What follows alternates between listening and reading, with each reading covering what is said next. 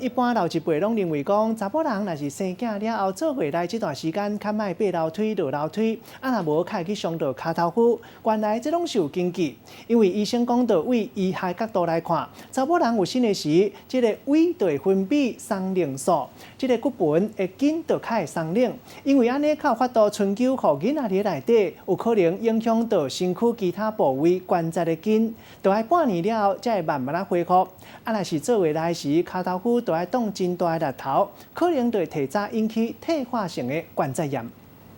为有生到生囝，每一个妈妈拢真辛苦，定听是大人咧讲，做回来爱好好保养身体，莫定爬楼梯，无骹头会受伤。会安尼讲，唔是要甲人吓惊，因为伫医学顶的确实是有根据的。因为生产的关系会分泌松弛素，所以你的关节会比较松，所以你这个时候过度的运动的话，容易提早退化。查某人有生的时阵，胃会分泌松灵素，互骨盆的韧带变甲较软，会春秋，互囡仔会当伫腹肚内大汉。毋过身体其他所在关节韧带，嘛会变甲无遐尔稳定，所以有生的妈妈才较会腰酸背痛。松灵素影响的时间，为有生初期开始增加，到顺月会达到上济。囡仔生落来了后，慢慢啊变少。若是伫做月来的时阵，就赶咧做运动减肥，还是伤食爬楼梯，会对骹头骨造成负担，互退化性关节炎提早出现。是上下楼梯对膝盖负担很大，那负担大的时候，如果你能力还没到那里的时候，那你就容易超过。你如果在这个过程当中觉得不舒服，觉得怪怪的啊，觉得甚至会痛，